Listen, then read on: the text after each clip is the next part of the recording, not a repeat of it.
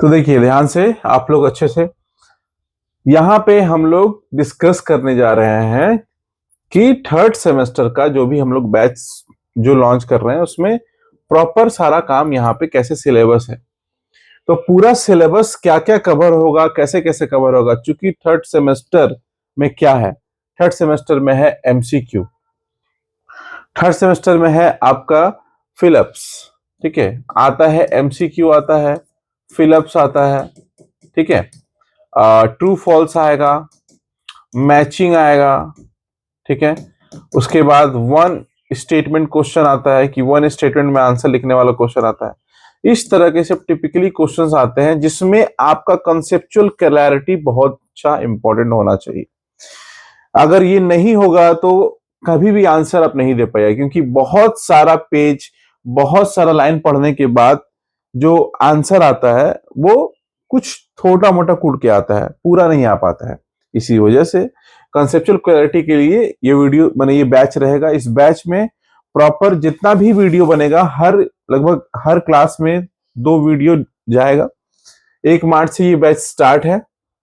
उसके पहले ये बैच जो है ऐप पे दिखेगा, रजिस्टर आप लोग कर सकते हैं, ठीक है। लेकिन जो है 10 मार्च तक मतलब हम लोग प्रॉपर इस बैच को फ्री रखेंगे, जिसमें सभी कोई बच्चे आकर के देख के पढ़ सकते हैं, जितना भी कंटेंट इसमें डाल दिया जाएगा। उसके बाद ये पेड हो जाएगा, ठीक है। ये 349 है, इसका इसका जो है प्राइस भी कम हो जाएगा, ठीक है। उसके बाद हम लोग थोड़ा सिलेबस के बारे में बात करते हैं। सिलेबस क्या कहता है, अच्छा से देखिएगा, ठीक है।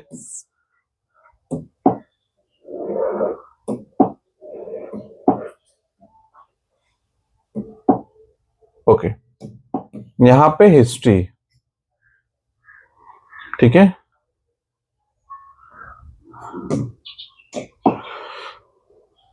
सब्जेक्ट हिस्ट्री सेमेस्टर 3 40 मार्क्स का होगा, ठीक है। 90 आवर्स यानी कि बेसिकली 1.5 घंटा यहाँ पे माना जाता है, ठीक है। लेकिन उतना भी नहीं मिलता है, ठीक है। 90 मिनट्स के हिसाब किताब रहेगा।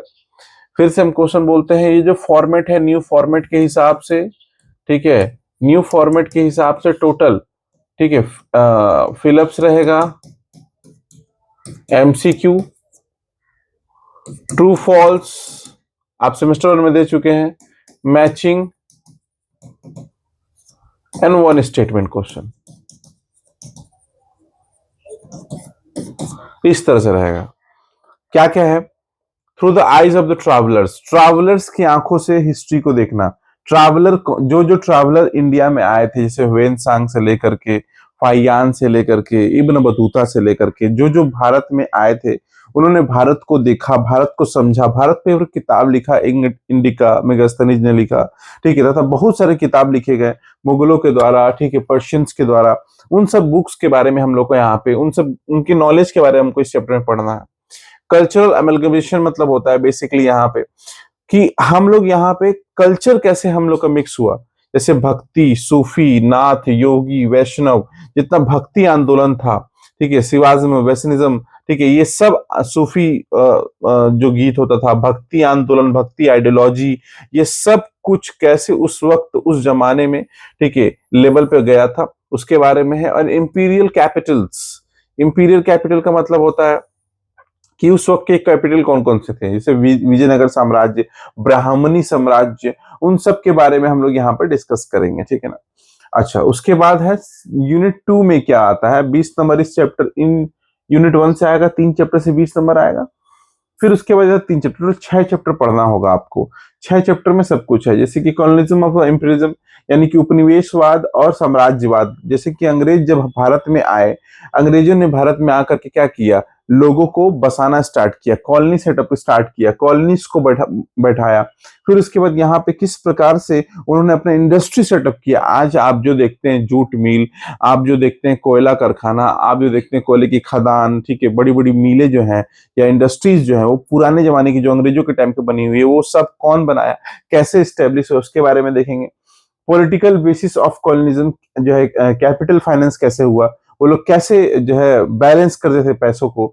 उसके बाद यहाँ पे हम लोग ये सीखेंगे कि किस प्रकार से अंग्रेजों ने अपना आकर के सेटअप किया। जैसे कि बंगाल में पहले कैसे कब्जा हुआ, बंगाल से इलाहाबाद में कैसे कब्जा हुआ, battle of Buxar, battle of Plassey 1757 में जो है, जिसकी वजह से मतलब इंडिया में अंग्रेजों का राज हुआ, अंग्रेज कैसे इंडिया पे कब्जा कर पाए, मुगलों को क्यों हारना पड़ा, declines of Mughals, downfall of Mughals पढ़ेंगे हम लोग, मुगलों का डाउनफॉल कैसे हुआ, फिर उसके बाद इनका कमबैक कैसे हुआ, अंग्रेजों का, अंग्रेज बहुत दिन से ट्राई कर रहे थे कैसे कब्जा किए, इस सब के बारे में पढ़ेंगे, मैंने हिस्ट्री मजेदार हो जाएगा काफी। तो देखो ध्यान से, टोटल 6 चैप्टर है हिस्ट्री में, 6 चैप्टर है, ठीक है, 6 चैप्टर को डिस्कस करना है। 6 चैप्टर में से 3-3 चैप्टर करके यूनिट बनाया गया है, ठीक है, 3 चैप्टर में से 20 नंबर, यहाँ 3 चैप्टर में से 20 नंबर करके क्वेश्चन आएगा।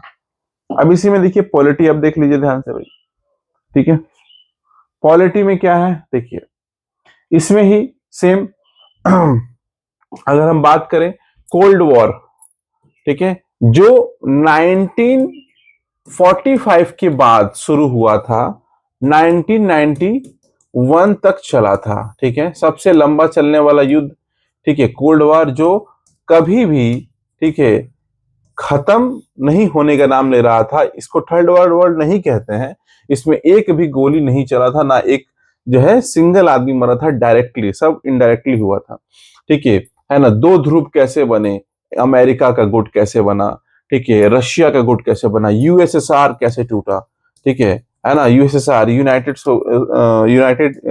क्या बोलते हैं, सोवियत स्टेट्स ऑफ रशिया, ठीक है, कैसे टूटा, यूएसए जो है कैसे अपना गुट तैयार किया, यूएन कैसे बना, यूनाइटेड नेशंस कैसे बने, यूनाइटेड नेशन के जितने भी संस्थान हैं ये सब, इन सब के बारे में यहाँ पे दिया हुआ है। फिर उसको security in competency of the world, ठीक है, सिक्योरिटी के कैसे प्रॉब्लम स्टार्ट हो गए, टेररिज्म कैसे बढ़ा, है ना, challenges of the building, nation building, जैसे कि क्या हुआ पार्टीशन के बाद भारत का क्या हाल था, भारत में पार्टीशन कैसे हुआ, क्यों पार्टीशन हुआ, पार्टीशन के बाद क्या समस्या आया, रिफ्यूजी प्रॉब्लम भारत में, जैसे कहा जाता है 1971 में लगभग जो है ऑन पेपर 1.5 करोड़ से 2 करोड़ जो है बांग्लादेशी भाग करके बंगाल में, आसाम में एंड नियरेस्ट नागालैंड, मणिपुर वगैरह में जाकर के सिचुएटेड हुए, जो बॉर्डर लाइन से सटे हुए थे।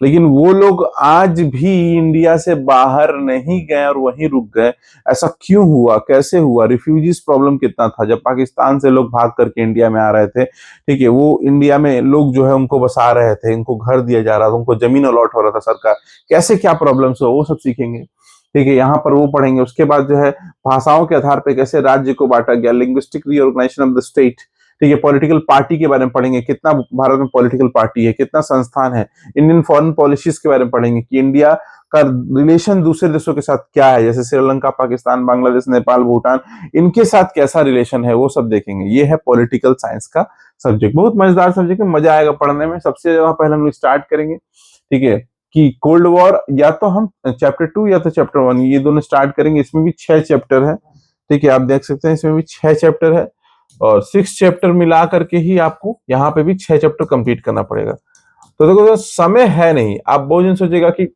आपका एग्जाम का डेट अगर हिसाब करें हम, देखिए एग्जाम का डेट जब होगा, अभी चल रहा है, मान लो मार्च स्टार्ट हो जाएगा, मार्च, अप्रैल, ठीक है, मई, जून, जुलाई, अगस्त, और ये है सितंबर, यहाँ आपका एग्जाम है।